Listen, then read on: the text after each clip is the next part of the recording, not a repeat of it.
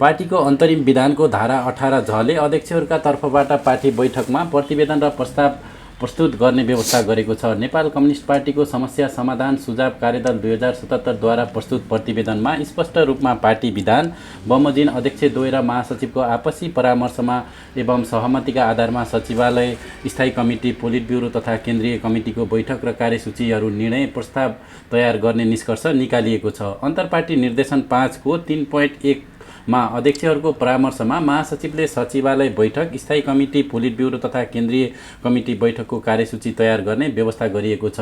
एकीकरणको 2.5 वर्षको बीचमा हामीले यही अभ्यास गर्दै आएका छौँ।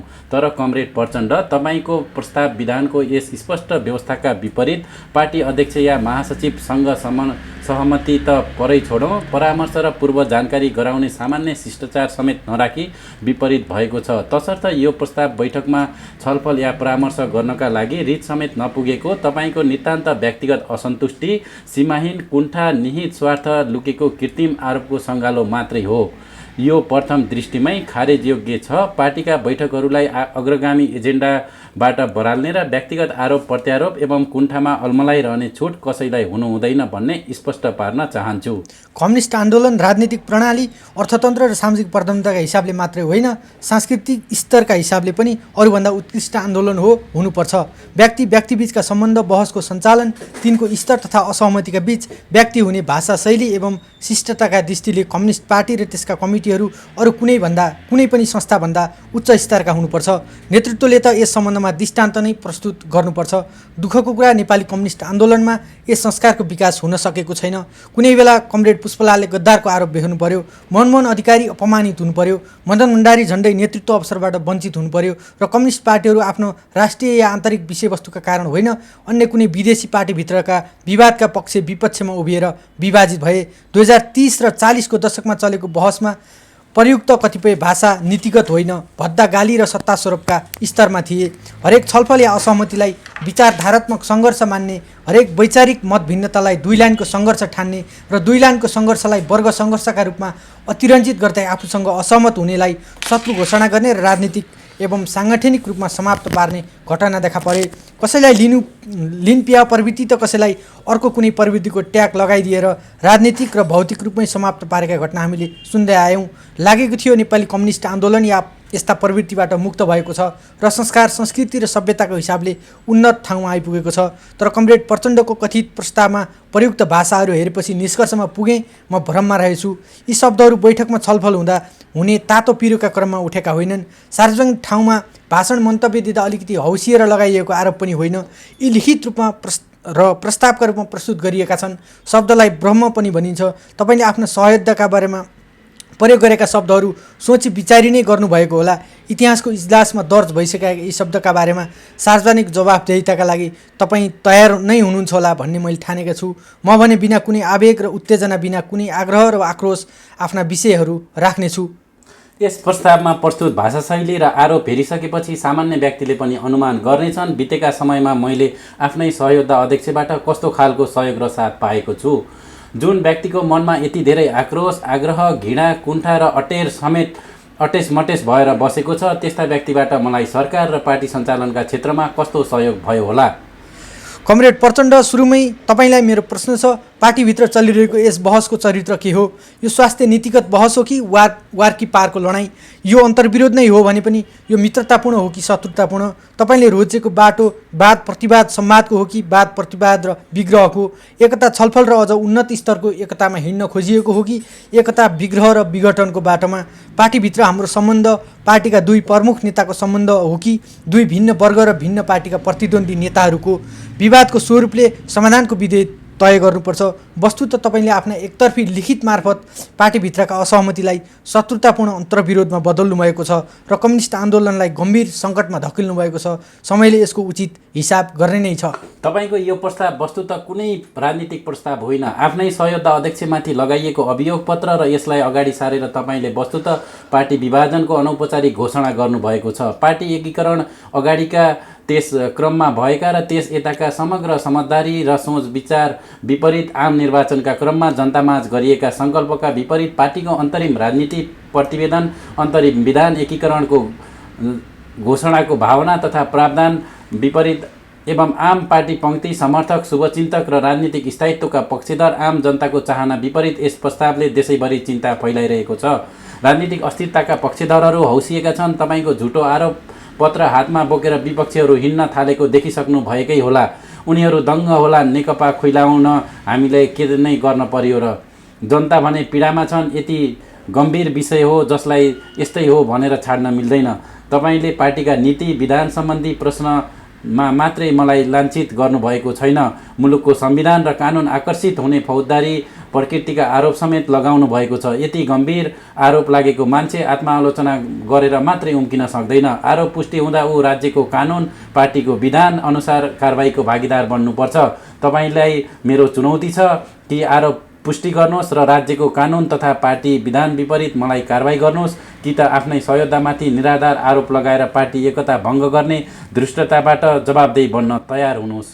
तपाईँले बारम्बार आफूलाई सहमतिको पक्षधर रहेको, सधैँभरि त्यसको अगुवाई गरेको सो घोषणा गर्दै मलाई सहमति भङ्ग गरेको आरोप लगाउने गर्नुभएको छ। तपाईँले सहमतिको लक्ष्मण रेखा ननाग्नु भएको भए हामीले भनेको कट अफ डेट 2077 भदौ 26 अगाडिको कुनै पनि विषयको चर्चासम्म गर्ने थिएन। तर तपाईँले आफ्नो आरोपलाई कमिटीको होइन सार्वजनिक बहसको विषय बनाउनु भएपछि जनताले पनि सबै सत्य तथ्य थाहा पाउनुपर्छ। यहाँनिर स्मरण गराउन चाहन्छु, 2077 कार्तिक 28 गते केन्द्रीय सचिवालयको बैठक सकिन पाउँदा नपाउँदै त्यहाँ विपरीत लिखित स्वयं सचिवालय सदस्यहरूले अध्ययन गरेर सक्न नपाउँदै विभिन्न सार्वजनिक सञ्चार माध्यमहरूमा छ्यापछाप्टी भइसकेका थिए, गराइएका थिए। अझ कुनै संस्थागत निर्णय बिनै आफ्ना आरोपहरूलाई पार्टीको लोगो र केन्द्रीय कार्यालयको नाम अनाधिकृत रूपमा प्रयोग गरेर प्रकाशन गरिएको विषयमा मैले उपयुक्त समयमा तपाईसम्म जवाब माग्ने नै छु। पार्टी एकीकरण पछिका सहमतिका बारेमा सविस्तार केही कुरा राख्नु पूर्व म इतिहासका केही प्रसङ्ग उल्लेख गर्न चाहन्छु। शान्ति प्रक्रिया प्रारम्भ भएपछिकै प्रसङ्गबाट सुरु गरौँ। पहिलो संविधान सभा निर्वाचनमा सबैभन्दा ठूलो पार्टीको रूपमा देखा परेको तत्कालीन नेकपा माओवादीलाई संविधान निर्माणको अगुवाई गर्ने ऐतिहासिक अवसर प्राप्त भएको थियो। निर्वाचनमा धक्का खाएको तत्कालीन नेकपा एमाले र नेपाली काङ्ग्रेस आफ्ना कतिपय आधारभूत मान्यतामा सम्झौता गरेरै भए पनि संविधान बनोस् भन्ने पक्षमा थिए। तर निर्वाचन सफलताको उन्माद तपाईँले पहिले गिरिजाप्रसाद कोइरालालाई र पछि माधव कुमार नेपाललाई अन्तिम अवस्थामा धोका दिनुभयो। उम्मेदवारी दाखिला गर्नुभन्दा केही अगाडि मात्रै संसदीय दलको कार्यालयमा नेकपा एमाले महासचिव झलनाथ खनाललाई बोलाएर माधव कुमार नेपाललाई राष्ट्रपितामा समर्थन गर्न सकिँदैन भन्ने जनाउ दिएको तपाईँले सायद बिर्सनु भएको छैन होला। कसको इसारामा र योजनामा भएका थिए यी सबै दाउपेच। तैपनि तत्कालीन नेकपा एमाले जनादेशलाई कदर गर्दै माओवादीको सरकारलाई नेतृत्व गर्न पाउनुपर्छ भन्ने पक्षमा उभियो। संयुक्त सरकार बन्यो, तर सहमतिका साथ अगाडि बढ्ने यावत प्रयासका बावजुद संविधान निर्माणमा केन्द्रित हुनुपर्नेमा त्यसो नगरी राज्य संयन्त्रमा जथाभावी हस्तक्षेप गर्न खोज्दा उक्त सरकार कसरी ढल्यो?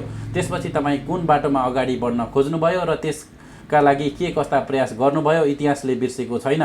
सहमतिका आधारमा संविधान बनाउन 2069 साल जेठ 2 गते गरिएको सहमति किन भङ्ग भयो? संविधान सभालाई निरन्तरता दिन अन्य दलले गरेको आग्रहलाई तपाईँले कसरी लत्याउनु भयो र मुलुकलाई जनप्रतिनिधिविहीन शून्यतामा पुर्याउनु भयो? इतिहासले यति सजिलै भुल्ने छैन। तैपनि राजनीतिक दलहरूले सुझबुझका साथ संविधान सभाको दोस्रो निर्वाचन गराए। निर्वाचनको परिणामस्वरूप तपाईँलाई कति गाह्रो भएको थियो? कसरी छानबिन समिति बनाएर तपाईँले फेस सेभिङ गर्नु परेको थियो? सबै सम्झना छ नि, होइन र?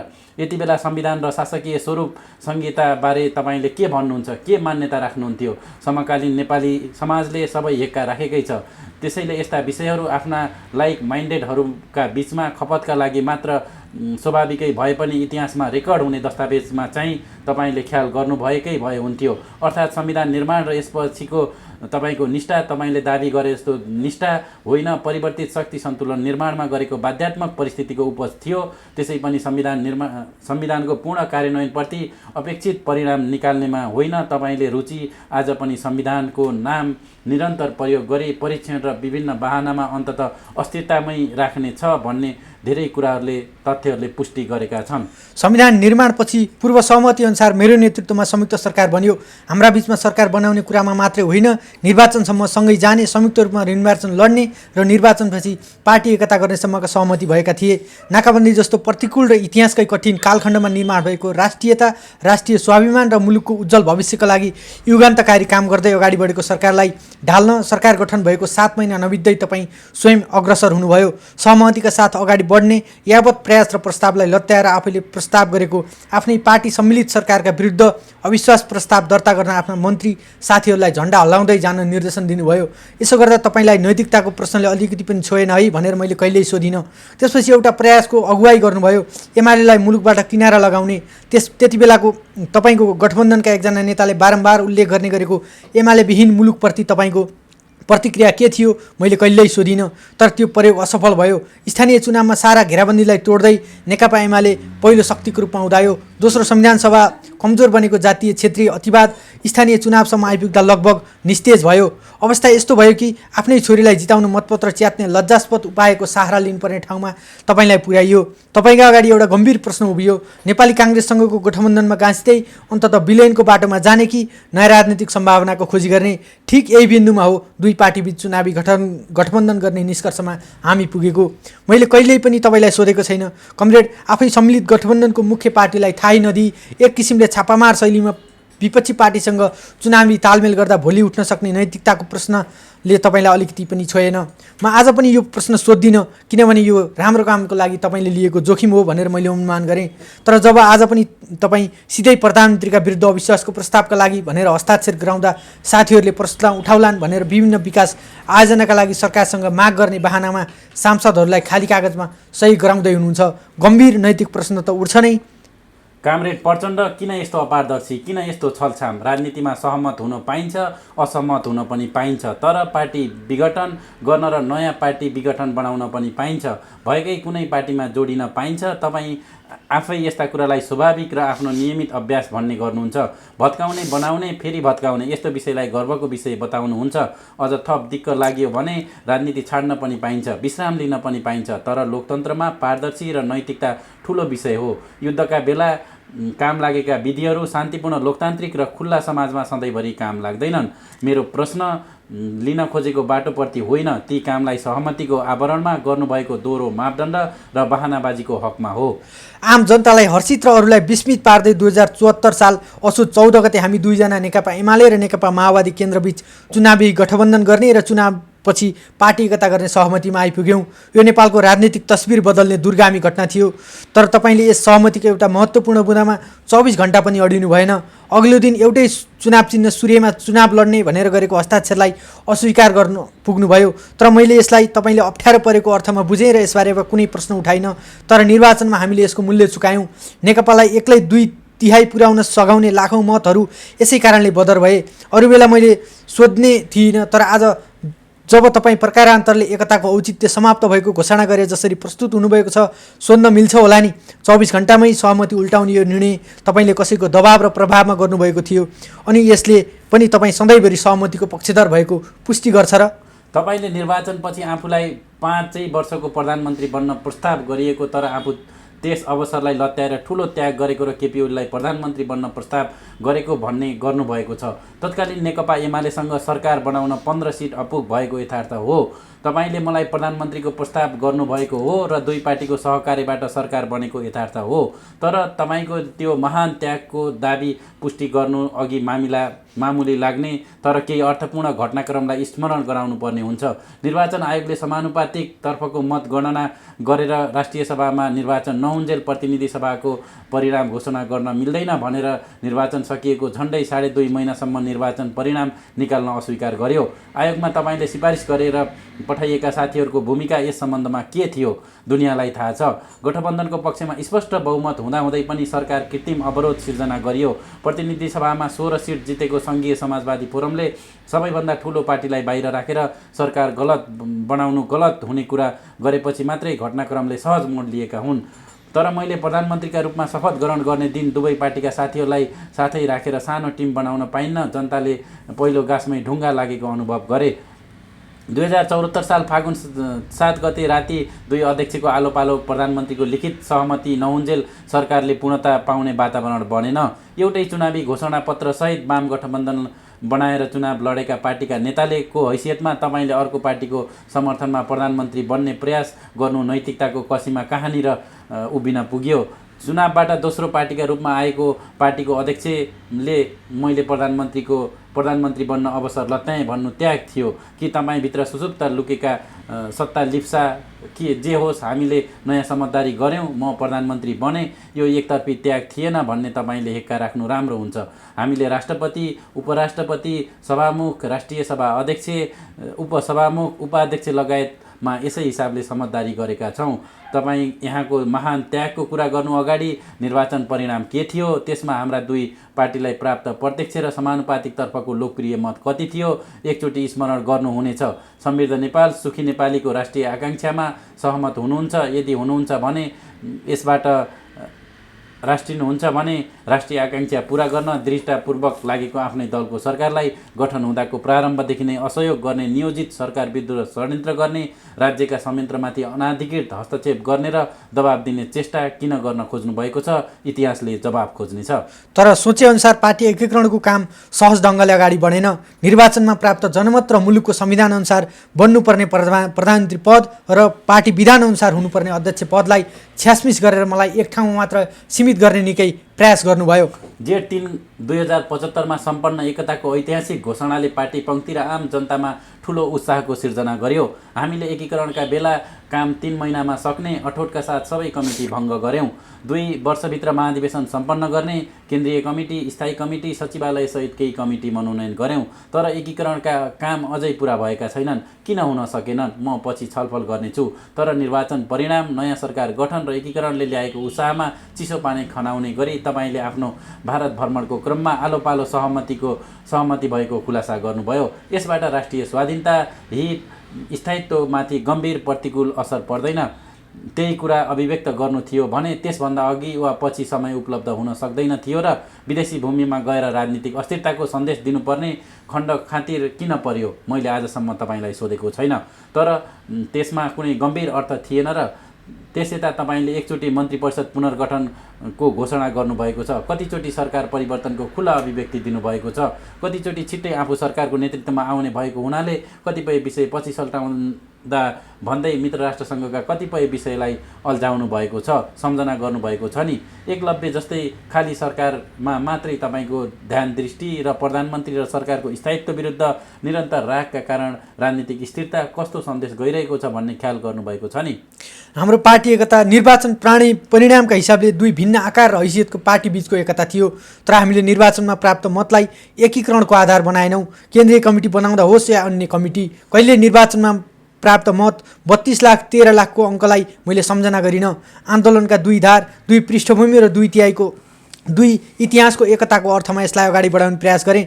आकारको यस भिन्नताले कुनै मनोवैज्ञानिक भए सिर्जना नगरोस्, एक पार्टी अर्को पार्टीमा समायोजन या विलय भएको अर्थ नलागोस् र जनमतको हिसाबले सानो पार्टीमा आफूलाई किनारा लगाइन्छ कि भन्ने आशंका नहोस् भन्नका लागि एकीकरणका क्रममा केही विशेष संरचना निर्माण गरिए जुन कम्युनिस्ट आन्दोलनको परम्परा र हामीले भन्ने गरेको लेनिनवादी सङ्गठनात्मक सिद्धान्तसँग मेल खाँदैनन्। पार्टीमा 2 जना अध्यक्षको व्यवस्था, महाधिवेशनसम्म सबै निर्णयहरू सहमतिका आधारमा गरिने विधिवत प्रबन्ध र महाधिवेशन समेत सहमतिमा गर्ने भनेर राखेका व्यवस्था अकारण होइनन्। यी विषयहरू पार्टी एकता सहज र निरापद ढङ्गले सम्पन्न होस्, कुनै पक्षमा श्रेष्ठताभास र लघुताभासको स्थिति नआओस् र सङ्गठनात्मक ढङ्गले कतै व्यवधान नआओस् भनेर गरिएका हुन्। तदनुरूप नै कमिटीहरू बने, आन्दोलनलाई जोड्ने भावनाका आधारमा, जनाधार र लोकप्रियताका आधारमा होइन, एकताको स्पिरिटको मार्गदर्शनमा। जमानत नजोगिएको ठाउँमा समेत झन्डै बराबरीको हैसियतमा कमिटीहरू गठन गरिएका छन्। कहाँनिर एकताको भावनामा प्रतिबिम्बित भएन। आज तपाईँले कतिपय पाइक परेको हिसाब गरेर कमिटीमा अल्पमत बहुमतको विधि कार्यान्वयन गर्ने वकालत गर्न थाल्नु भएको छ। आफ्ना सहयोद्धा कमरेडहरूको भावना होइन टाउका गर्न थाल्नु भएको छ, कित्ताकाट गर्न थाल्नु भएको छ। सम्झिनुहोस् त, केन्द्रीय सचिवालयदेखि स्थानीय कमिटीसम्म अधिकांश ठाउँमा साबिक एमालेको 1 जना पनि बढी सङ्ख्या छ।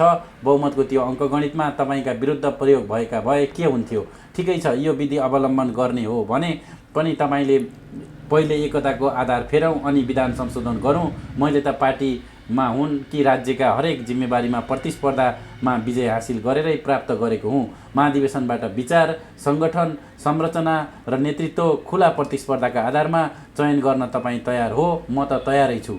महाधिवेशनबाट निर्वाचित अध्यक्षका रूपमा मेरो हैसियतमाथि तपाईँले समेत प्रश्न उठाउनु भएछ। त्यति मात्रै तर्क गरौँ जतिमा अडिन सकिन्छ। यो तर्क गरिरहँदा तपाईँ यो ठाउँमा आउनुभएको पनि तत्कालीन नेकपा माओवादी केन्द्रको अध्यक्षकै हैसियतले हो भन्ने नबिर्सिनुहोस्। मोटरसाइकल एउटा पाङ्रा खुस्कायो भने अर्को पनि लड्छ। हामी दुईजनाले आफ्नो पार्टीका अध्यक्षको हैसियत प्रयोग गरेर एकताको सहमति गऱ्यौँ। आफ्नो पार्टी समक्ष उक्त एकताको प्रस्ताव राख्यौँ। हामीलाई पार्टीले अवलम्बन गरेको सिद्धान्त र कार्यक्रम, नाम र संरचना छाड्ने जनादेश महाधिवेशनबाट प्राप्त थिएन। तर पनि दुवै पार्टीका केन्द्रीय कमिटीले अध्यक्षको प्रस्तावलाई अनुमोदन गरे। अन्य सबै संरचना अध्यक्षहरूको प्रस्तावमा केन्द्रीय कमिटीले वैधता दिएका संरचना हुन्। हामीले कोर अफ द लिडर भनेर महत्त्व दिएको केन्द्रीय सचिवालयले पनि यो हैसियत यसै गरी प्राप्त गरेको हो। एकीकरणको 2 वर्षपछि आएर कसैको हामी पनि महाधिवेशनबाट निर्वाचित थियौँ नि, हाम्रो मूल्य खोइ भन्ने असन्तुष्टिलाई आफ्नो प्रस्तावमा घुसाउँदाको यसको अर्थ के लाग्छ? यसले तपाईँ आफैले गरेको सहमति र निर्णयलाई उपहास गर्छ कि भन्ने कुरा कसरी बिर्सनु भयो? लामो समयको अन्यल र अस्थिरताले पार्टीका काममा गम्भीर अवरोध सिर्जना भएपछि केन्द्रीय सचिवालयले गत वर्ष मङ्सिरमा नयाँ निर्णय गर्यो। केपी ओली प्रधानमन्त्रीका रूपमा 5 वर्ष सरकारको नेतृत्व गर्ने र पार्टीमा कार्यकारी अधिकारसहित पुष्पकमल दाहाल प्रचण्डले पार्टीको कामको नेतृत्व गर्ने। त्यस निर्णयमा मैले कहिल्यै असहमति राखेको छैन। तपाईँले बारम्बार चित्त दुखाउनु भएको छ। टेलिभिजनको एक कार्यक्रम फायरसाइडमा मैले भनेको के मात्रै हो भने हाम्रो पार्टीमा एकजना संवैधानिक या मानार्थ र अर्को कार्यकारी अधिकार सहितको अध्यक्ष छन् भन्ने व्याख्या सहितको होइन। हामी दुवै कार्यकारी अधिकार सहितकै अध्यक्ष हौँ। तर मैले आफूलाई कार्यकारी अध्यक्षको हैसियतले सरकारको काममा केन्द्रित गराउँछु। पार्टीको काम कार्यकारी अध्यक्षका हैसियतले अध्यक्षका रूपमा प्रचण्डले गर्नुहुन्छ। यसमा आपत्ति जनाउनु पर्ने कारण के छ? के त्यस बैठकमा मलाई अध्यक्ष पदबाटै निलम्बन या बर्खास्त गरेको थियो? के सचिवालय विधान संशोधन गरेर पार्टीमा एकजना सेरिमोनियल अध्यक्ष र अर्को एक्जिक्युटिभ अध्यक्ष हुने व्यवस्था गरेको थियो? साँच्चै भन्ने हो भने त्यसपछि आयोजित सचिवालय स्थायी कमिटी केन्द्रीय कमिटीका कतिपय बैठकमा या सेसनमा म जाँदा पनि गइन। तपाईँलाई काम सहज होस् भनेर समस्या त त्यहाँबाट सिर्जना भएको हो। जब कार्यकारी अध्यक्ष स्वयंले खुमलटारका पार्टीभित्रका निश्चित कमरेडहरू मात्रै बस्ने थलोका रूपमा विकास गर्नुभयो, यसप्रति मैले असहमति जनाएको हुँ। कार्यकारी अध्यक्षका रूपमा जिम्मेवारी प्राप्त व्यक्तिले आफ्नो निवासलाई निश्चित समूहका साथीहरू मात्रै बस्ने गुटबन्दीको हेडक्वार्टर बनाउनु पर्ने, मसँग छलफल गर्नुपर्दा या कमिटीका कुनै निर्णय गर्नुपर्दा आफूहरूबिच साझा धारणा बनाएर मात्रै आउनुपर्ने, कमिटी बैठकहरू गुटका निर्णय अनुमोदन गर्न असहाय थलो जस्तो हुनुपर्ने स्थितिप्रति मैले आपत्ति जनाएको हुँ। आज पनि मेरो प्रश्न छ, कमिटीमा खुलस्त छलफल गरेर निष्कर्षमा पुगिने ठाउँ हुँदाहुँदै नेताहरूमा निश्चित मान्यता गराएर मात्रै बैठकमा आउनुपर्ने यस्तो अविश्वास र दाउपेचको आवश्यकता किन पर्यो? कमिटीमा विषयगत रूपमा हुने छलफल, सहमति असहमति, त्यस आधारमा हुने गतिशीलतालाई वञ्चित बनाउनु पर्ने आवश्यकता किन पर्यो? यिनै विविध कारणले पार्टीभित्रको समस्या झ्याङ्गिँदै गएपछि हामीले गत साउन 30 गते सहमतिमा कार्यदल बनायौँ। कार्यदलले पार्टीभित्रको समस्या समाधानका लागि सुझावसहितको प्रतिवेदन तयार गर्यो। स्थायी कमिटीले त्यसलाई सर्वसम्मत रूपमा पारित गर्यो। भदौ 26 को उक्त सहमतिप्रति म आज पनि उत्तिकै प्रतिबद्ध छु। त्यसैले मैले त्यसमा प्रयोग भएको एउटा शब्दप्रति मात्रै ध्यान आकर्षण गराएको हुँ, जुन गम्भीर र मुलुकको संवैधानिक प्रबन्धसँग सम्बन्धित छ। राज्यको नीति निर्माण, मुख्य राजनीतिक नियुक्ति र सरकार सञ्चालनका नीतिगत पक्षहरूमा पार्टी नेताहरूको परामर्श आवश्यक छ भन्ने कुरा म स्पष्ट छु। तर प्रत्येक नियुक्ति, मन्त्री परिषदको प्रत्येक निर्णय या पुनर्गठनमा सहमति नै खोज्ने कुरा सम्भव छैन। यो प्रश्न हामीले कस्तो शासन प्रणाली खोजेको हो भन्ने विषयसँग सम्बन्धित छ। हामीले थाहा पाउनुपर्छ, परम्परागत कम्युनिस्ट शासन व्यवस्थाभन्दा हाम्रो मुलुकमा बहुदलीय प्रतिस्पर्धात्मक निर्वाचनबाट विजय भएर बनेको सरकार चल्ने संवैधानिक प्रबन्ध भिन्न छ।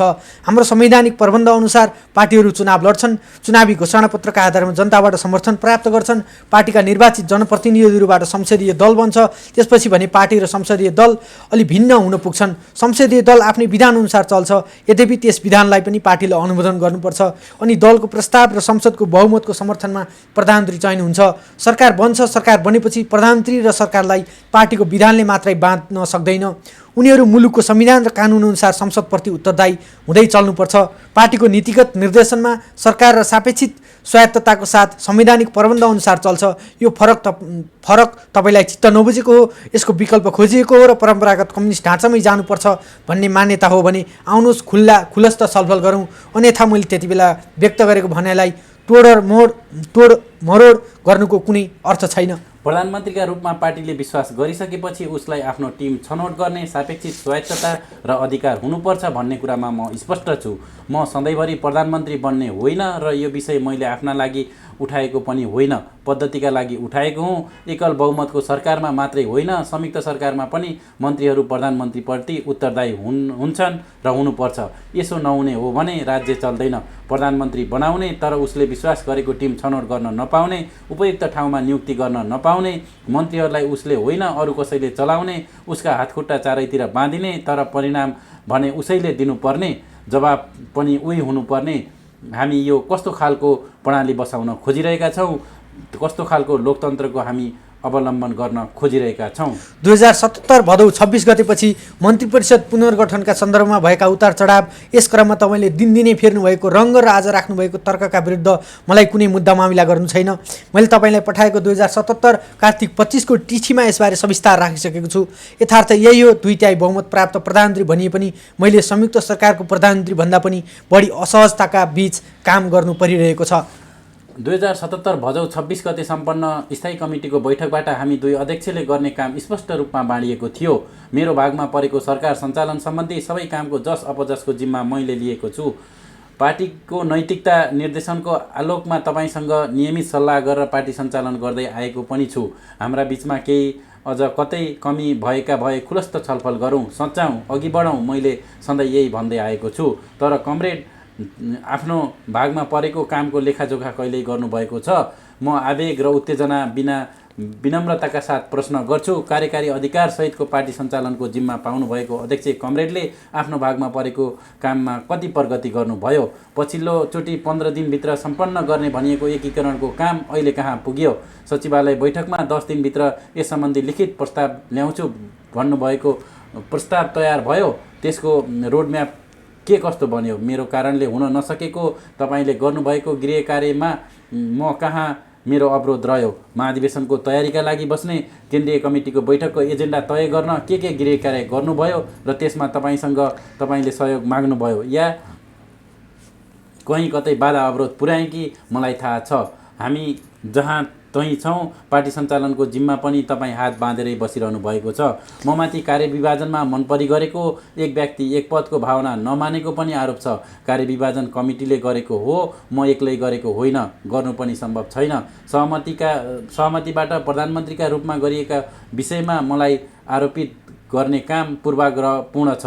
एउटा कुरामा भने म स्पष्ट छु, पार्टी जिम्मेवारी राजकीय जिम्मेवारी दुई अलग विषय हुन्। राजकीय जिम्मेवारीमा रहेका साथीहरूलाई पार्टी जिम्मेवारीबाट अलग गर्ने तर्क, हामीले अवलम्बन गरेको बाटो, प्रतिस्पर्धाबाट श्रेष्ठता हासिल गर्ने मान्यता, पार्टीलाई जनताबाट अनुमोदित गराउनुपर्ने आवश्यकतासँग मेल नखाने तर्क हो।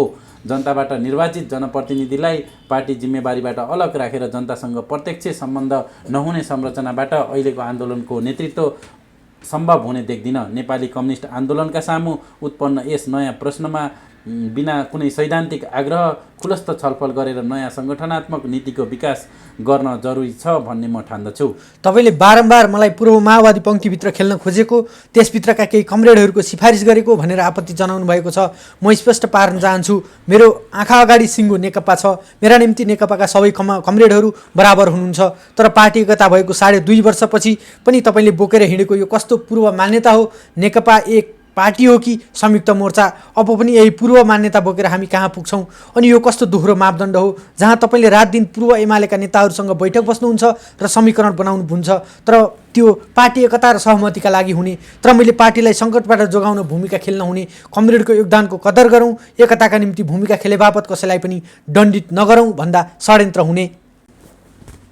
तपाईँले बारम्बार मबाट त्याग माग गर्नुभएको छ। मैले स्थायी कमिटीको बैठकमा औपचारिक रूपमै आगामी महाधिवेशनबाट अध्यक्षको जिम्मेवारीमा नरहने र आगामी निर्वाचन पश्चात प्रधानमन्त्री नबन्ने जानकारी गराइसकेको छु। योभन्दा बढी मैले के त्याग गर्नुपर्ने हो? तर मेरो मनमा एउटा गम्भीर प्रश्न छ, 4 महिनापछि हुने महाधिवेशनबाट सहज नेतृत्व हस्तान्तरण र चयनको बाटो छोडेर हर बखत नेतृत्व परिवर्तनको चलखेल किन? के कमरेडलाई महाधिवेशनमा आउने प्रतिनिधिहरूको विवेकमाथि विश्वास छैन? 2 वर्षपछि आम निर्वाचन छ, मेरो विश्वास छ नेकपा विजय यात्रा जारी नै रहनेछ। त्यसपछि त्यसपछि नयाँ नेतृत्वको खोजी त हुने नै छ। के कमरेडहरूमा 2 वर्षपछि नेकपाको भविष्य सुरक्षित छ भन्ने विश्वास टुटिसकेको होइन भने फेरि किन सधैँभरि सरकार परिवर्तनको दौडधुप? 4 महिनापछि हुने महाधिवेशन र 2 वर्षपछि हुने निर्वाचनमा नेकपाको भविष्य देख्न छाडेका हौँ भने हामीसँग लाखौँ कार्यकर्ताहरूको नेतृत्व गर्ने नैतिकता कहाँ बाँकी रहन्छ? म आज खुल्ला आह्वान गर्न चाहन्छु, त्यागको यो सिलसिला आजै सुरु गरौँ। बारम्बार सरकार र पार्टीका नेतृत्व गरेका कमरेडहरूले अब जिम्मेवारी नलिउँ र नयाँ पुस्तालाई हस्तान्तरण गर्ने घोषणा गरौँ। म यही दस्तावेजलाई मेरो अध्यक्षको जिम्मेवारी हस्तान्तरणको औपचारिक लिखित बनाउन तयार छु। के तपाईँ तयार हो? तपाईँले मलाई व्यक्तिवादी, गुटवादी, एकाधिकारवादी आरोप लगाउनु भएको छ। पार्टीमा उत्पन्न अनियल र गतिरोधका लागि, अविश्वास, अन्तर्विरोधका लागि पार्टीमा आएको आचरण, मूल्य मान्यतामा ह्रासका लागि, व्यक्तिवादी अराजकता आचरणका लागि, वैचारिक काम नहुने स्थितिका लागि, पार्टी र सरकार बीचको सम्बन्ध बिग्रने कुराका लागि, पार्टी एकताका क्रममा गरिएका प्रबन्ध र निर्णयको अतिक्रमणका लागि मुख्य जिम्मेवारी करार गर्नुभएको छ। अझ अगाडि बढेर चरम असहिष्णुता, बहुमतको निर्णय मान्दिन भन्ने दम्बी, बुर्जुवा, अराजकतावादी र सामन्ती निरङ्कुश आदि अनेकौँ फरेब लगाउनु भएको छ। मलाई नवउदारवादी, दलाल, नोकरशाही, पुँजीवादी बाटोमा अनुसरण गरेको समाजवाद विरोधी आक्षेप लगाउँदै मेरा कारणले वर्तमान प्रणाली परम्परागत संसदीय गणतन्त्रमा बदलिएको निष्कर्ष निकाल्नु भएको छ। अझ अगाडि बढेर ममाथि भ्रष्टाचारलाई प्रोत्साहन र संरक्षण गरेको, विदेशी मामिला र कूटनीतिमा अयोग्यता प्रदर्शन गरी देशलाई क्षति पुर्याएको, सङ्घीयता विरोधी, अझ फौजदारी र प्रकृतिका सङ्गीन र झुटा लालछनाहरू लगाएको, कहिलेकाहीँ आफै छक्क पर्छु कम्युनिस्ट आन्दोलनमा यो कस्तो सङ्क्रामक रोग हो जसले सहमतिलाई पनि जबरजस्ती कट्टु विद्वेषपूर्ण र विग्रहकारी बनाउँछ। यी यति अराजनीतिक आरोपहरू हुन् जसलाई यहाँ उल्लेख गर्न पनि मलाई सिक लागिरहेको छ। म यी सबै आरोपहरूलाई एकमुष्ट खारेज गर्दछु। यति धेरै आरोप र अभियोग लगाइसकेपछि तपाईँले आफ्नो कथित प्रस्तावको अन्त्यमा मलाई गम्भीर आत्मसमीक्षा र आत्मालोचनाको माग गर्नुभएको छ। यदि यी आरोप सत्य हुन् भने यति गम्भीर अपराध गरेपछि पनि आत्मालोचना गरेर उम्किन पाइन्छ र?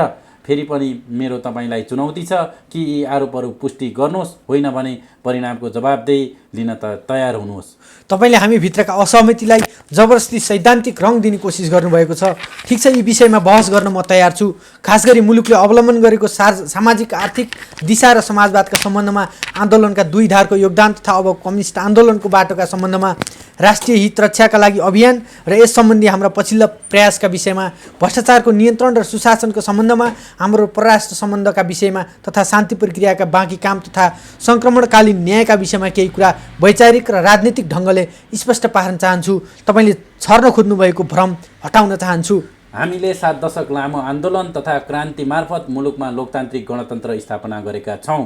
सङ्घीय तथा समावेशी शासन प्रणाली, सामाजिक न्याय र समाजवादी भविष्य सम्बन्धी स्पष्ट दिशाबोध सहितको व्यवस्था स्थापना गरेका छौँ।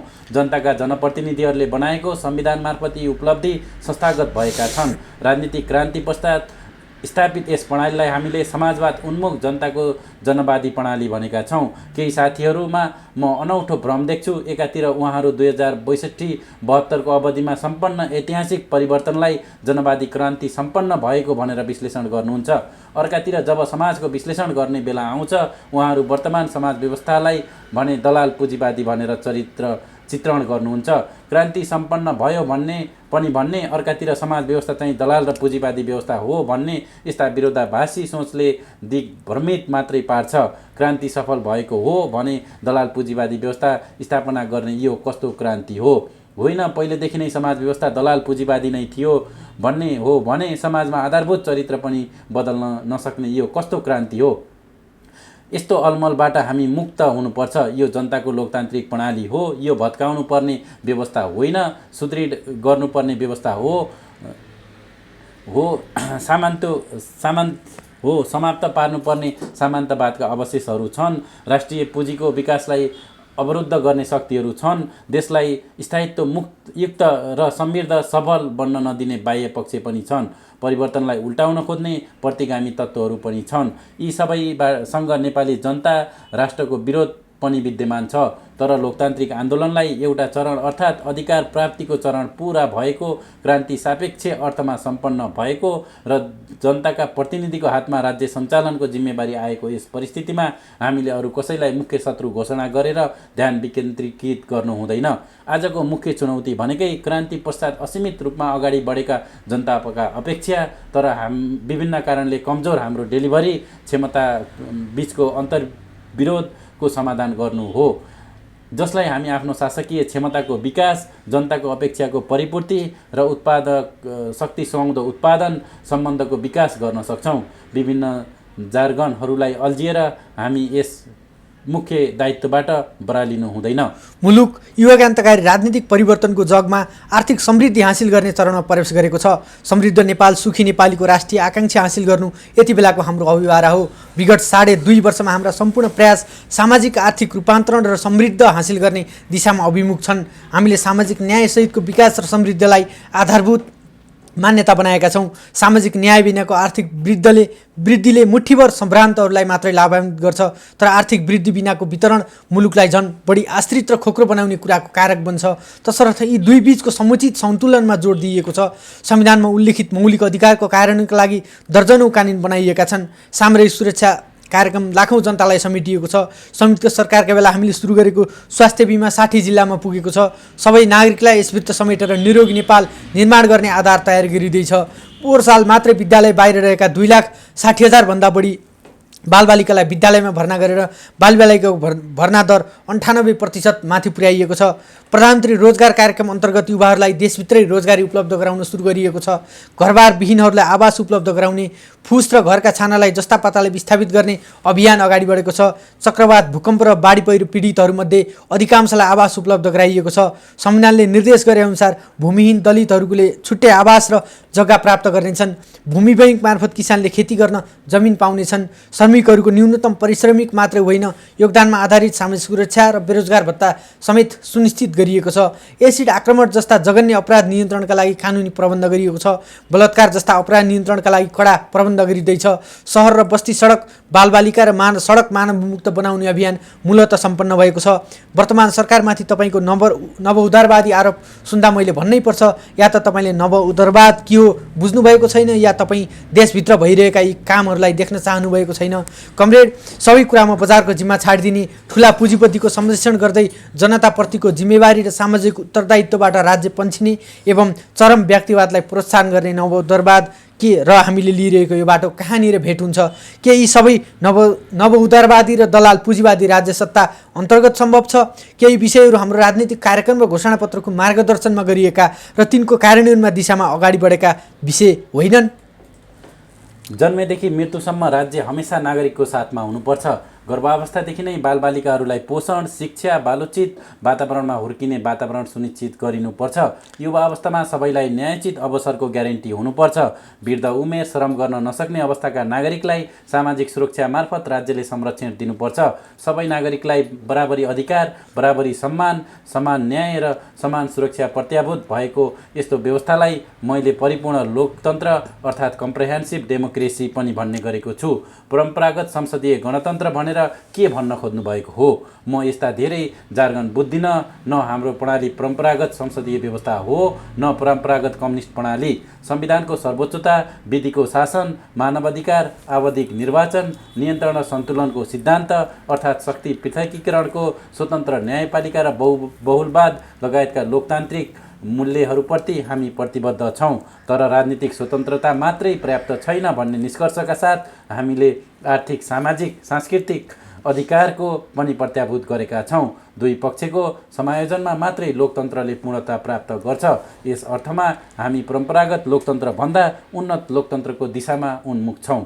समाजवाद गीत गाउने विषय होइन, निर्माण गर्ने विषय हो। ठुला शब्दाडम्बरले समाजवाद निर्माण हुँदैन। समाजवाद भोको व्यक्तिको सामु पस्किएको पोषणयुक्त खानामा, आवासविहीन नागरिकले पाएको ओतमा, बालबालिका स्कुल पुगेको पाइला र उनीहरूले हासिल गरेको गुणस्तरीय शिक्षामा, बेरोजगारले पाउने रोजगारीमा र बिरामीले पाउने स्वास्थ्य उपचारको प्रतिबिम्बित हुन्छ। समाजवादतिरको यात्रा यस्तै काम गर्दै पाइला गरेर अगाडि बढ्छ। हामीले हामी संविधानले देखाएको यही बाटोमा हिँडिरहेका छौँ। शान्तिपूर्ण प्रतिस्पर्धाबाट श्रेष्ठता स्थापित गर्दै अगाडि बढ्छौँ। राजनीतिमा, अर्थतन्त्रमा, सामाजिक क्षेत्रमा, संस्कृतिमा र समग्रमा समाजमा श्रमजीवी वर्गको वर्चस्व स्थापित गर्दै जान्छौँ। सामन्तवादका अवशेषहरू उन्मूलन गर्दै जान्छौँ। राष्ट्रिय पुँजीको विकास गर्दै जान्छौँ। मुलुकलाई सापेक्ष आत्मनिर्भरताको दिशामा अगाडि बढाउँछौँ। तीव्र आर्थिक वृद्धि र न्यायोचित वितरणबीच सन्तुलन मिलाउँदै लोक कल्याणकारी, सामाजिक न्याययुक्त र समाजवाद उन्मुख आर्थिक सामाजिक प्रबन्ध बलियो बनाउँछौँ। हामी स्पष्ट छौँ, आज हामीले स्थापना गर्ने आर्थिक विकास, आर्थिक सामाजिक व्यवस्था समाजवाद उन्मुख हो, समाजवादी होइन। त्यसैले समाजवाद र उन्मुख समाज व्यवस्था आजै समाजवादका लाभहरू खोज्नु सम्भव र उचित हुँदैन। जननेता मदन भण्डारीले भन्नुभए जस्तै जनताको जनवादी र समाजवादी प्रणालीका बीचको एउटा सङ्क्रमण काल हुनेछ, जसमा सामन्तवादका अवशेषहरूको उन्मूलन गर्ने, जनवादी व्यवस्थालाई सुदृढ गर्ने, समाजवादको तयारी गर्ने जस्ता 3वटा उपचरणहरू रहनेछन्। त्यसैले आज समाज विकासको स्वाभाविक चरणहरूलाई मनोगत रूपले उल्लङ्घन गर्दै पर्याप्त र परिपक्व वस्तुगत आधार तयार नगरी समाजवादमा प्रवेश गर्ने हतारो गर्नुहुन्न। त्यसका लागि हामीले हाम्रा रोजगारी सिर्जना गर्ने, उत्पादकत्व र उत्पादन वृद्धि गर्ने कुरामा सबैभन्दा बढी जोड दिनुपर्नेछ। राष्ट्रिय पुँजी र लगानीलाई प्रोत्साहन गर्नुपर्नेछ। जनतामा कर तिर्ने बानीको विकास गर्नुपर्नेछ। राष्ट्रिय हितलाई केन्द्रमा राखेर बाह्य सम्बन्धलाई बलियो बनाउनु पर्नेछ। बाह्य लगानी र सहायता प्राप्त गर्नुपर्नेछ। हामीले यही काम गरिरहेका छौँ। हाम्रो अर्थतन्त्र नियन्त्रित अर्थतन्त्र होइन। हामीले सम्पत्तिको सिलिङ तोक्न अस्वीकार गरेका छौँ। यसको तात्पर्य हो निजी क्षेत्रले पनि सम्पत्ति कमाउन सक्छ। पारदर्शी र वैध लगानीका माध्यमबाट राज्यले प्रगतिशील कर प्रणालीको माध्यमबाट कर सङ्कलन गर्छ र त्यसमार्फत सामाजिक क्षेत्रमा लगानी गर्छ। राज्यले मूलतः राष्ट्रिय सुरक्षा, सामाजिक क्षेत्रको अगुवाई गर्छ। सहकारीले साना पुँजी सङ्कलन गर्दै कृषिको आधुनिकीकरण र स्वरोजगारी निर्माणमा योगदान गर्छ र निजी क्षेत्रले रोजगारी सिर्जना, निर्यात प्रवर्धन र आयात प्रतिस्थापनका क्षेत्रमा काम गर्दै अर्थतन्त्र चलायमान बनाउँछ। संविधानले गरेको प्रबन्ध यस्तै हो। हामीले यही गरिरहेका छौँ। दलाल पुँजीवादको चर्चा निकै सुनिन्छ। अर्थतन्त्रमा अपारदर्शी, स्रोत नखुलेको र अवैध ढङ्गले आर्जन गरेको सम्पत्ति मार्फत कारोबार गर्ने प्रवृत्ति अन्त्य भइसकेको छैन। सोर्स फोर्सका आधारमा जबरजस्ती ठेक्का उगट्ने, समयमा गुणस्तरीय काम नगरेर राज्यलाई हानि पुर्याउने प्रवृत्ति अझै विद्यमान छ। कर छल्ने, जनताबाट असुलिएको भ्याट छलछाम गरेर फिर्ता लिने, भन्सारमा न्यून बिजकीकरण मार्फत ठगी गर्ने विकृति समाप्त भएको छैन। कहीँ तस्करी र कालोबजारी पनि छ। यस्तै प्रवृत्तिलाई दलाल पुँजीवाद भनिएको हो भने वाद विवाद गर्नुपर्ने कुनै कारण छैन। तर म यस विरुद्ध हाम्रो लडाइँको विधि के हो? संविधान अन्तर्गत जनताको अभिमतबाट बनेको सरकारले यस्ता विकृतिलाई कसरी नियन्त्रण गर्छ? निश्चय पनि कानुनी विधिबाटै। सम्पत्ति शुद्धिकरण विरुद्धका कारबाही मार्फत, राजस्व अनुसन्धान मार्फत, भ्रष्टाचार नियन्त्रण सम्बन्धी कानुन र संरचनागत व्यवस्था गरेर, सार्वजनिक निर्माण र खरिदमा पारदर्शिता र स्वस्थ प्रतिस्पर्धा कायम गरेर यिनै उपायबाट नै दलाल पुँजीवादलाई नियन्त्रण गर्ने हो। हाम्रा प्रयास यही दिशामा केन्द्रित छन्। तर बाहिर दलाल पुँजीवादको चर्को विरोध गर्ने, तर भित्रभित्र आफूमाथि लगानी गर्ने व्यवसायको संरक्षणका लागि अनेकौँ दबाब दिने, अवैध स्रोतबाट भित्रिन खोज्ने रकमलाई सहजीकरणका लागि लबिङ गर्ने र मन नपरेको लगानीकर्ता या व्यवसायलाई दलाल पुँजीवादी आरोप लगाउँदै हतोत्साही गर्ने तरिकाले यो लडाइँ जितिँदैन। विकृतिका विरुद्ध हाम्रो लडाइँहरू कानुन सम्मत भएनन् भने तिनीहरू सफल हुँदैनन्। हामी स्पष्ट हुनुपर्छ। हामीले पुलिस राज होइन, कानुनी राज निर्माण गर्न खोजेका हौँ। शिक्षा र स्वास्थ्यमा निजी क्षेत्रको लगानी कहिलेदेखि सुरु भयो र कुन नीति अन्तर्गत राज्यले यी क्षेत्रका दायित्वबाट हात झिक्दै गयो स्पष्ट नै छ। तर आज यसरी गरिएको लगानी, यसमार्फत खडा गरिएका संस्था या संरचना यथार्थ हुन्। हामीले संविधानमा निजी सम्पत्तिको सुरक्षाको प्रत्याभूति गरेका छौँ। यिनले बलजबस्ती राष्ट्रियकरण गर्न मिल्दैन। आज हामीले गर्नुपर्ने काम भनेको यस्तै निजी लगानीका क्षेत्रमा विधिसम्मत नियमन गर्ने, अर्कातिर राज्यले राम्रा स्कुल, राम्रा अस्पताल, राम्रो प्रणाली मार्फत नागरिकलाई गुणस्तरीय शिक्षा, स्वास्थ्य सेवा उपलब्ध गराउने नै हो। सरकार यसै कुरामा केन्द्रित छ। साथै प्रदेशमा सरकारी मेडिकल कलेज स्थापना गर्ने, चिकित्सा शिक्षामा छात्रवृत्तिको प्रतिशत बढाउने काममा अगाडि बढेको छ। इतिहासमै पहिलोपल्ट स्वास्थ्य पूर्वाधारका क्षेत्रमा नयाँ टर्निङ पोइन्ट कायम हुने गरी 2077 मङ्सिर 15 गते देशका 396 पालिकामा 5देखि 15 शय्याका नयाँ अस्पतालहरू एकसाथ शिलान्यास गरिँदैछ। प्रत्येक पालिकामा न्यूनतम 5 शय्याको अस्पताल स्थापना गर्ने झन्डै 1 खर्बको यस अभियानले आधारभूत तहसम्मै स्वास्थ्य सेवा विस्तारमा युगान्तकारी योगदान गर्नेछ।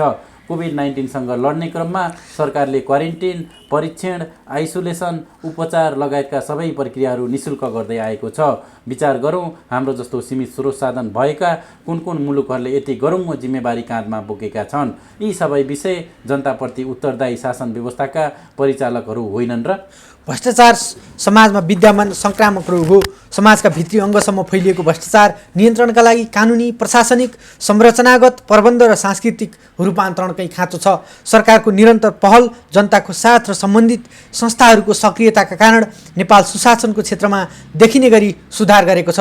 यसबीचमा मैले सार्वजनिक जग्गा हडप्नेका विरुद्ध कारबाही गर्दा होस् वा राजस्व अप्रचलनका कसुरमा लाग्ने विरुद्धको काम गर्दा होस् खप्की खाएको छु। तस्करहरू समातिएपछि खोइ सुन भन्दै चर्को हल्ला भएको देखेको छु। सुन काण्डमा अदालतले छाडिदिएका बाहेक अरू दर्जनौँ आज जेलमा छन्। सुन तस्करीको लाइन तहस नहस पारिएको छ। जङ्गल र मजेरीमा लुकाएर राखेको सुन पक्रिएको छ। सरकारी सम्पत्ति फिर्ता ल्याउने अभियान अन्तर्गत सिराहाको 21 बिघा, सर्लाहीको 234 बिघा, बर्दियाको 46 बिघा, माथुल्लो त्रिशुली 1 जलविद्युत परियोजनाको पहुँच मार्गका लागि नक्कली मोही खडा गरी कब्जा गरिएको 110 रोपनी जग्गा फिर्ता यस सन्दर्भका प्रतिनिधिमूलक कारबाही हुन्। बालुवाटार स्थित बहुचर्चित ललिता निवासको 136 रोपनी जग्गाको जालसाजी विरुद्ध मैले छानबिन समिति बनाएँ। समितिको प्रतिवेदन अनुसार कारबाहीका लागि अख्तियारमा पठाएँ र आज कारबाही प्रक्रिया अगाडि बढेको छ। पूर्वाग्रहबाट प्रेरित तपाईँको ध्यान यी उपलब्धितिर किन गइरहेको छैन? केही केसहरूमा मलाई जबरजस्ती जोड्ने धुर्ता तपाईँभित्र रहेको पूर्वाग्रह मात्रै दर्शाउँछ। व्हाइट बडी भनिने एयरबस 330 खरिद गर्दा सरकारमा को थियो? 38 क्विन्टल सुन, बढी सुनको तस्कर हुँदा सत्तामा को थियो? ललिता निवास प्रकरण कहिलेबाट र को हुँदै अगाडि बढेको थियो सबै स्पष्ट छैन र? आफ्नो देशको सुरक्षा मुद्रण प्रेस स्थापना गरेर डाटाहरूको सुरक्षा र वर्षेनी अर्बौं स्रोत बाहिरिरहने अवस्था नियन्त्रण गर्न केही नीतिगत काम अगाडि बढेका छन्। तर यस विषयमा कुनै सम्झौता भएको छैन। सम्झौतै नभएको विषयमा मलाई जोड्नु भनेको हद दर्जाको पूर्वाग्रह मात्रै हो। नेपाल ट्रस्ट माताहत रहेका सम्पत्तिहरूको व्यवस्थापनका लागि संसदबाट ऐन बनाइएको छ। विगतमा निकै सस्तो मूल्यमा लिजमा लिएका सम्पत्तिहरूलाई व्यवस्थित मूल्याङ्कन गराएर पारदर्शी ढङ्गले लिजमा दिने प्रक्रिया अगाडि बढाइएको छ। यस सम्बन्धी श्वेतपत्र नै सार्वजनिक गरिएको छ। राज्य कोषमा करोडौँ आम्दानी थपिने यस्ता विषयमा तपाईँको असन्तुष्टि तपाईँ निकट कुनै व्यापारिक घरानाको स्वार्थ पुरा नहुँदाको चिन्ता त होइन। स्वास्थ्य सङ्कटका बेला केही स्वास्थ्य सामग्री खरिदमा जोडिएको ओम्नी समूहका बारेमा अख्तियार र अदालतले अनुसन्धान अगाडि बढाइरहेकै छन्। नियमसम्म ढङ्गले सार्वजनिक खरिद गर्नुपर्ने अधिकारीले गरेको खरिदमा अनियमितता भएको रहेछ भने दोषीले उन्मुक्ति पाउने छैनन्। तर यसलाई राजनीतिकरण गरेर तपाईँले आफूभित्रको तुस मात्रै पोख्नु भएको छ। बजेटमा राजस्वको दर रेट पहिल्यै चुहाइएको थियो भन्ने आरोप फजुल हो। मैले त विगतमा भएका विभिन्न अपचलनहरूको उत्खनन गर्ने, दोषीहरूलाई कानुनी कारबाहीको दायरामा ल्याउने र विगतमा फोहोर गरिएको स्थितिलाई सुधार्ने काम गरेको हुँ। सम्झौता गर्नेहरूलाई चोख्याउने र त्यसको उत्खनन गरेर कारबाहीको दायरामा ल्याउने चाहिँ दोषी बनाउने। विगतदेखिका अनेकौं काण्डहरूमा वर्तमान सरकारलाई जबरजस्ती मुछेर गरिने भ्रमपूर्ण प्रचारका पछाडि कसको हात छ भन्ने कुरा क्रमशः खुल्दैछ। हो, भ्रष्टाचारका थुप्रै विषय जनस्तरमा चर्चामा छन्। कतिपय विषय सम्बन्धित संवैधानिक अङ्गको टेबुलमा पनि छन्। मान्छेहरूले कतिपयमा तपाईँमा पनि जोड्ने गरेको देखेको छु। म त अख्तियार प्राप्त संस्थाको विधिसम्मत ढङ्गले गर्ने काममा राजनीतिक व्यक्तिहरू बोल्नु उचित हुँदैन भन्ने ठान्छु। यस्ता विषयमा प्रतिशोधको राजनीति गर्नुहुन्न। राज्यका सम्बन्धित अङ्गहरूलाई सुदृढ बनाएर कानुन बमोजिम टुङ्गोमा पुर्याउनु पर्छ भन्ने मान्यता राख्छु। नियमित र वैध आम्दानीको स्रोत नभए पनि कतिपय नेताहरूको जीवनशैली एकदमै विलासी भएको, कतिपय नेताहरूको वर्ग उत्थान भएको, बसाइ उठाइ अपारदर्शी भएको कार्यकर्ता र जनताको टिप्पणी छ। म त यस विषयमा केही नबोलाउँला, व्यक्तिगत विषय पनि नबनाउँला, तर दुनियाँको मुख थुन्न सकिन्छ र? यस विषयमा छलफल गर्न, अनुसन्धान गर्न र सुधारको विशेष अभियान चलाउन म तयार छु। तपाईँ यसमा तयार हुनुहुन्छ? नेपालको विदेश नीति स्पष्ट छ। संविधानको मार्गदर्शन, राष्ट्रिय हित र संयुक्त राष्ट्रसङ्घको बडापत्र, असंलग्नता, पञ्चशीलका सिद्धान्त हाम्रा विदेश नीतिका मुख्य मार्गदर्शन हुन्। सार्वभौम समानता, पारस्परिक लाभ र सम्मान हाम्रो बाह्य सम्बन्धका आधार हुन्। सबैसँग मित्रता, कसैसँग पनि शत्रुता छैन भन्ने हाम्रो मान्यता हो।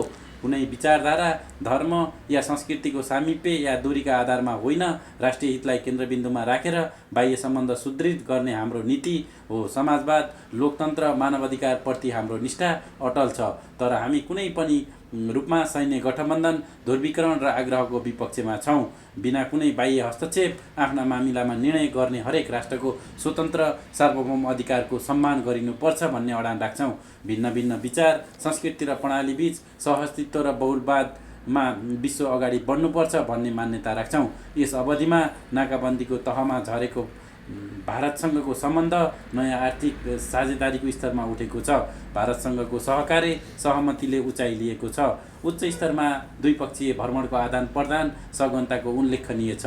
चीनसँग हिमाल वारपार बहुआयामिक सम्पर्क सञ्जाल मार्फत नयाँ विकास साझेदारी निर्माण भएको छ। नेपालले चीनमा 4वटा समुद्री र 3वटा सुक्खा बन्दरगाह उपयोग गर्न पाउने गरी पारवहन प्रोटोकलमा हस्ताक्षर भएको छ। 23 वर्षको अन्तरालमा चिनिया राष्ट्रपतिको नेपाल भ्रमण भएको छ। यस महिनाको अन्तरालमा संयुक्त राष्ट्रसङ्घमा भएका 2वटा महत्त्वपूर्ण निर्वाचन, मानवाधिकार परिषद, महिला विरुद्ध भेदभाव उन्मूलन सम्बन्धी समितिमा नेपालले पुनः सफलता हासिल गरेको छ। विश्व आर्थिक मञ्च जस्ता स्थानमा नेपाल आमन्त्रित हुन र सुनिन थालेको छ। जलवायु परिवर्तन, समावेशीकरण र दिगो शान्ति स्थापना जस्ता विषयमा नेपाल अनुभव र नेपालले अगाडि सारेका मुद्दाप्रति विश्व समुदायको ध्यानाकर्षण हुन थालेको छ। यी प्रतिनिधिमूलक उपलब्धिलाई व्यवस्था गर्दै विदेश सम्बन्ध खत्तम पारेको आशयको आक्षेप लगाउन कसरी मिल्छ? गत वर्ष भारतले नेपालका कालापानी, लिपुलेक र लिम्पियाधुरा समेटेर नयाँ राजनीतिक नक्सा प्रकाशन गरेपछि नेपालमा राष्ट्रिय हितका पक्षमा अभूतपूर्व जागरण र एकता प्रकट भयो। नेपाली जनताको भावनाको प्रतिनिधित्व गर्दै सरकारले आफ्नो भूभागमाथिको स्वामित्व सम्बन्धी अडान स्पष्ट पार्यो र समस्याको कूटनीतिक समाधानका लागि अथक प्रयास गर्यो।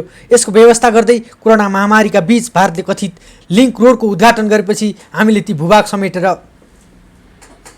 अत्यावधिक राजनीतिक प्रशासनिक नक्सा प्रकाशन गर्न र त्यसलाई संविधानको अनुसूचीमा रहेको निशान छापमा राख्न संविधान संशोधनका लागि नेतृत्व गर्यौँ। यस विषयमा प्रकट राष्ट्रिय सहमति अभूतपूर्व छ र नेपालको राष्ट्रिय हित रक्षाका लागि महत्त्वपूर्ण आधारका रूपमा रहेको छ।